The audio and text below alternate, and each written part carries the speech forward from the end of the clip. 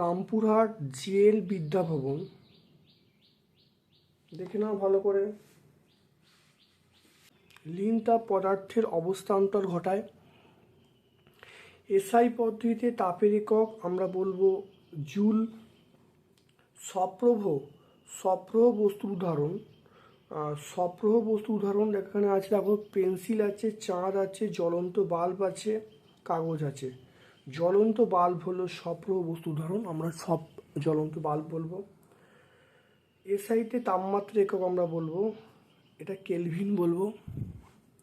পর চলে ফারেনহাইট স্কেলে প্রাথমিক অন্তর, এটা হলো 180টা। আপাতন কোণ 30 ডিগ্রি হলে প্রতিফলন কোণ অবশ্যই 30 ডিগ্রি হবে, কারণ দুটো কোণ সমান হবে। আলোকউৎস বড় হলে গঠিত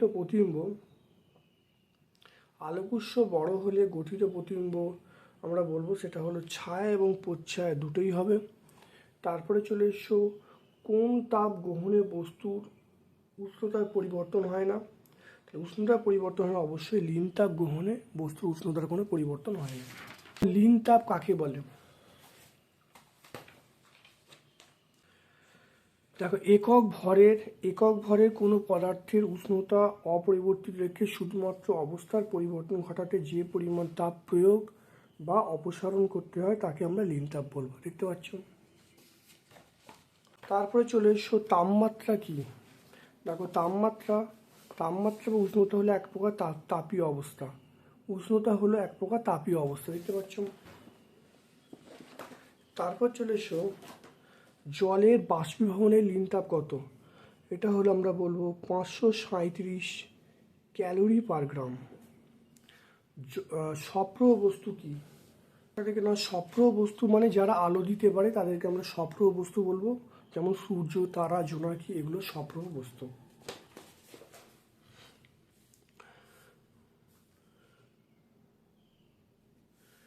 উপচ্ছায়া কাকে বলে? এখানে উপচ্ছায়া অর্থাৎ প্রচ্ছায় ঘিরে যে আবছা অন্ধকার অংশ তাকে আমরা উপচ্ছায়া বলবো। এটা আমরা টেক্সট বইয়ে 19 পেজে পেয়ে যাব। আলোর প্রতিফলন কাকে বলে? এখানে আলোর প্রতিফলন আয়নাতে পড়ে আবার ফিরে আসার ঘটনাকে আলোর প্রতিফলন বলে। দেখতে পাচ্ছ। এটা আমাদের ফার্স্ট ইউনিটে পরীক্ষা হবে না, এটা হলো সেকেন্ড ইউনিটের পার্ট, তবুও তোমাদের জন্য করে দিচ্ছি। এই স্কুলটায় কিন্তু এটা পড়েছে। তারপর চলে এসো আলোর প্রতিফলনের দুটো সূত্র। দেখে নাও দুটো সূত্র। একটা দেখে নাও, আপাতন কোণ প্রতিফলন কোণ সমান হবে। আর নাম্বার 2 দেখে নাও, নাম্বার 2 এইটা, আপাত রশ্মি প্রতিফলকের উপর আপাত বিন্দুতে অঙ্কিত অভিলম্ব একই সমতলে থাকে। এই দুটো সূত্র, এটা 28 পেজে আমরা পেয়ে যাব। সমতল দর্পণে গঠিত প্রতিবিম্বের দুটো বৈশিষ্ট্য দেখে নাও। প্রতিবিম্বটি সমশীর্ষ হবে, পার্শ্বীয় পরিবর্তন ঘটবে।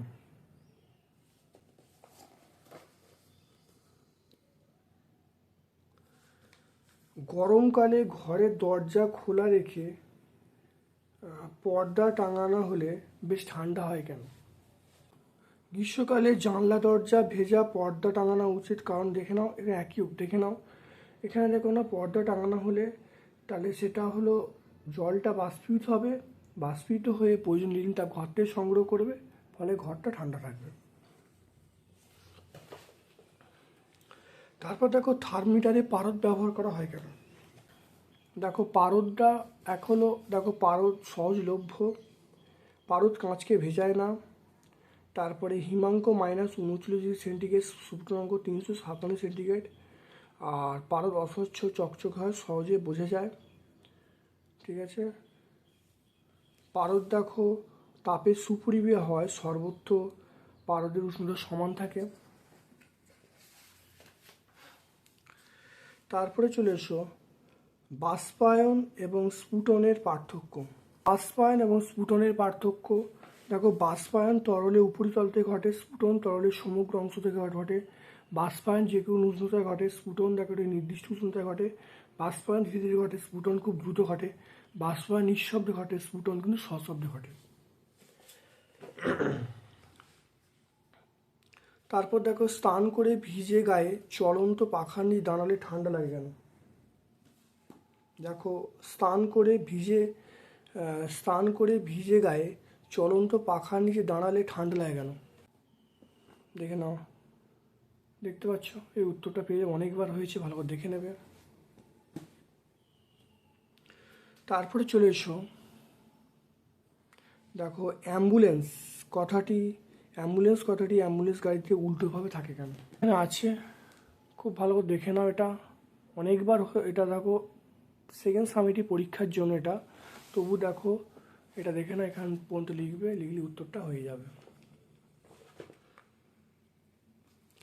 এরপরে দেখো, কোন কোন উষ্ণতায় সেলসিয়াস পার্ট ফারেনহাইট পার্টের দ্বিগুণ হবে? আমরা জানি, দেখো C/5 = M-32/9, তাহলে F = 2C। দেখো মানটা বসিয়ে দেওয়া হলো, তাহলে বসিয়ে দিয়ে কোনাকুনি গুণ করে C এর মান 160 পেয়ে গেলাম। অর্থাৎ 160 ডিগ্রি সেন্টিগ্রেড তাপমাত্রায় ফারেনহাইট পার্ট সেলসিয়াস পার্টের দ্বিগুণ হবে।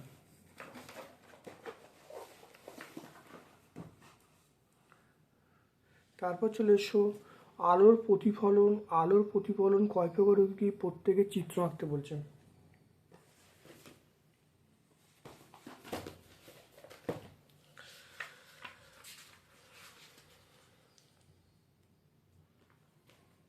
দেখো, আলোর প্রতিফলন দু প্রকার।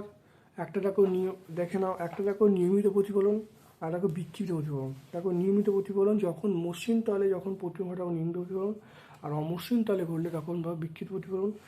এইটা তাহলে এইগুলো দেখো, এইটা আমরা কি বলবো? তাহলে এইটা হলো নিয়মিত প্রতিফলনের চিত্র, আর বিক্ষিপ্ত প্রতিফলনের চিত্র এইটা দেখে নাও, এটা হলো বিক্ষিপ্ত প্রতিফলনের চিত্র।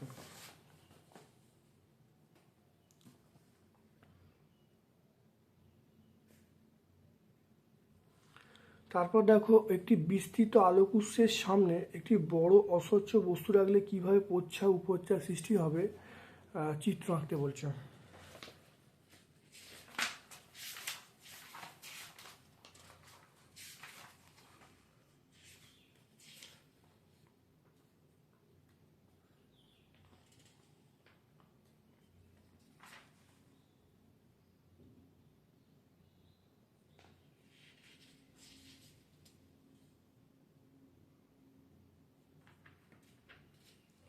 আমরা এইখানটা বলে দেবো, দেখো এইখানটা আমরা বলে দেবো, এখান থেকে বলবো, এখান থেকে এই পর্যন্ত বলি উত্তর হয়ে যাবে, এখান থেকে এই পর্যন্ত বলি উত্তর হয়ে যাবে। প্রচ্ছা উপচ্ছা কীভাবে সৃষ্টি হচ্ছে।